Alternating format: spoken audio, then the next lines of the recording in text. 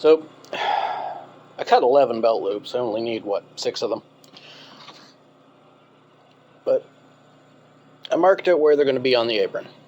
So there's going to be 2 on the apron, and the other 4 are going to be on the skirt. So marked them out 3 inches from the edge,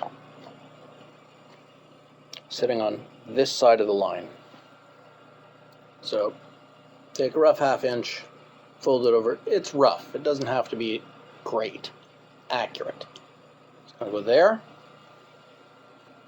Once the 2 top edges are stitched on, then fold over a 1/2 inch at the bottom, do the same thing. What you end up with is a 3-inch belt loop, roughly 3-inch belt loop with, from where the stitch rows are going to be, 2 3/4 inches of space to put the belt through. So anybody with a big, huge belt can use it. How do you do that? How do you attach them? I'm going to show you.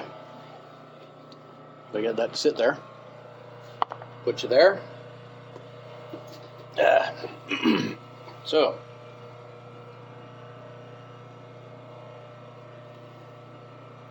got that fold. Put it there.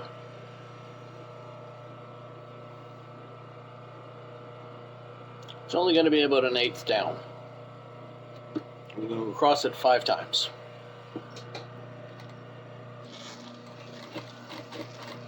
Very, very slowly so you can stay accurate. 1,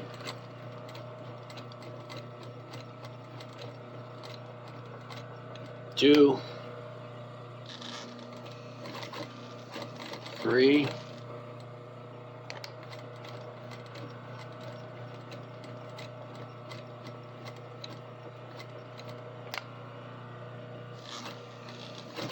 4, and 5. At this speed, I may as well just hand spin it when I'm done doing the back.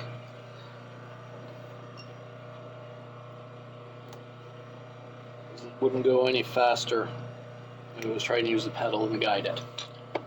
Same thing on this one. Felt done the top, roughly less than 1/2 inch. Put it in place.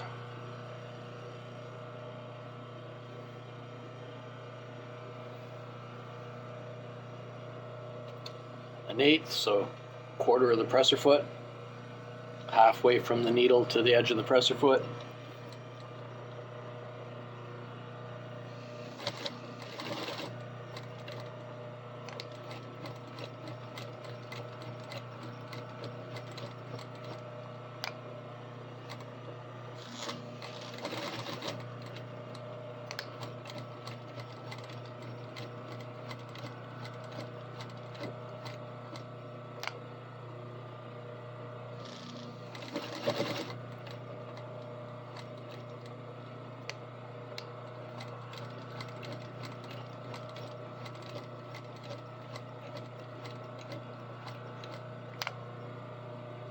I lost count. Yeah, well, do one more.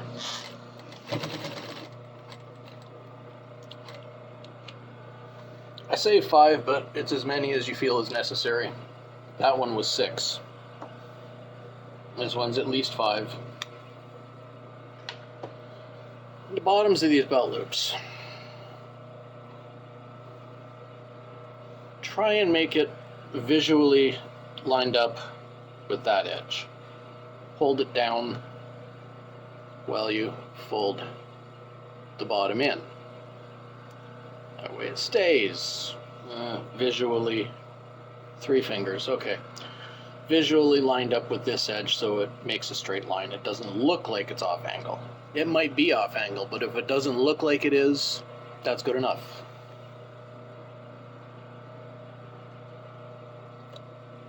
And the same thing, 5 times.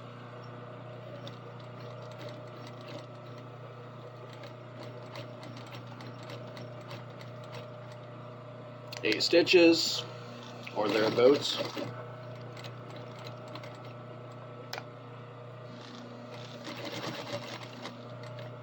Three, 4, 5. Again, when you're working with something, you can't cut them both at the same time. Always cut the face first.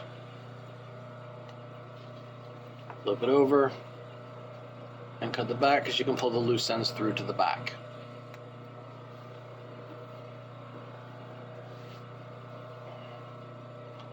Same thing. Visually look straight, because if it looks straight, it's straight. Fold it down, line it up, 3 fingers down, there we are.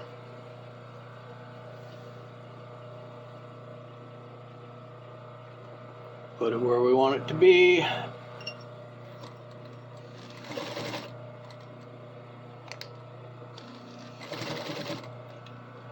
When you're on a flat like this, it's a lot easier to hit the reverse on the pedal rather than hand spinning it, because it won't flop off the edge if you miss.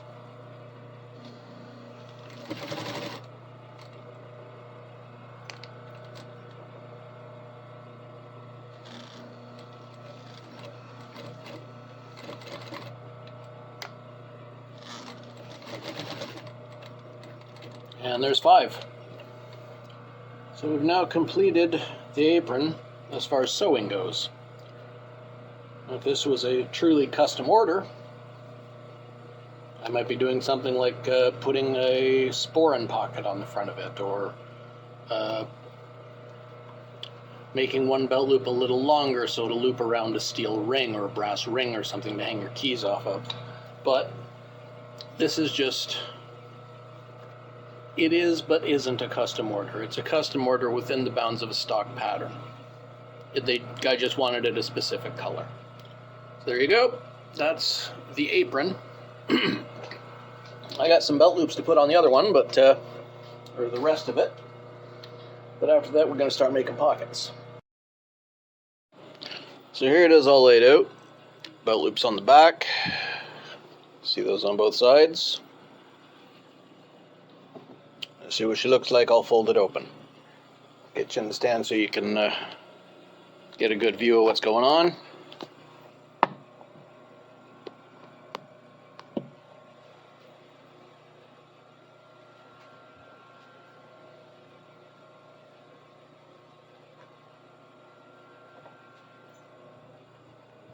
And that's what it's going to look like. Next step is making the pockets. They're going to sit here, closer to the front than the back, but probably here to there. Yeah, closer to the front than the back, but roughly on the sides, so you reach them easier with your hands. But pocket's going to be finished 6 wide by 7 deep, and I think 1 inch thick should do it. So 6 by 7 by 1 finished. The flap overhanging at least 3 inches down. So yeah, I'll do all the measurements and cut that, then serge it and change the thread on the serger, and this is going to be a hell of a day. Anyway, that should be enough for right now. We'll talk to you, well, when I'm working on pockets. Okay, lots of mess going on in the house today. Everything's kind of busy, but I got the pieces cut for the pockets for this kilt. And we'll go roughly like that, with 1 down either side. Stitch and top stitch, but I'll get these up on the serger, show you what it look like when they're done. Then I'll start sewing them. This piece is serged up. They're over on the sewing machine over there. I got to move my stool over. You missed out on watching me change cone of thread on the serger. Black one ran out, so put that giant ass blue cone on there. That's not going to run out anytime soon. Neither's that one. This one, however, yeah, that's going to be gone soon. That's pretty close to done, but I got another 4-kilometer cone on there, or ready to go on there next, so we should be fine. I'll set you up in the stand and show you putting these things together. You know, if my mouth worked, it'd be so much easier to communicate. Anyway, first thing we got to do here, turn on the machine. And after that, we're going to put a 1/2 inch of hem on one end of each of these 6 pieces. The reason being for that, that's the lip of the pocket.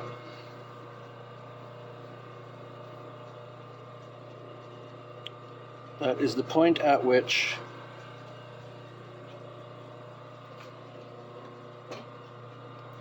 the first two seams go in.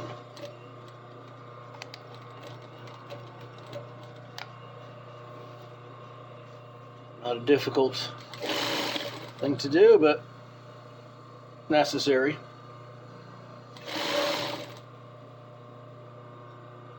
Get back in there. Get that thread back behind that hook. There.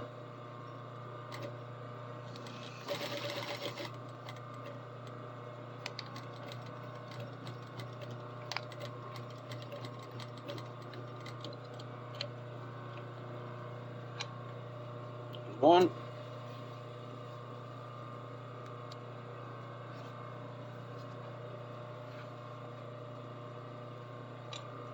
We get these in, and then we can start assembly on these.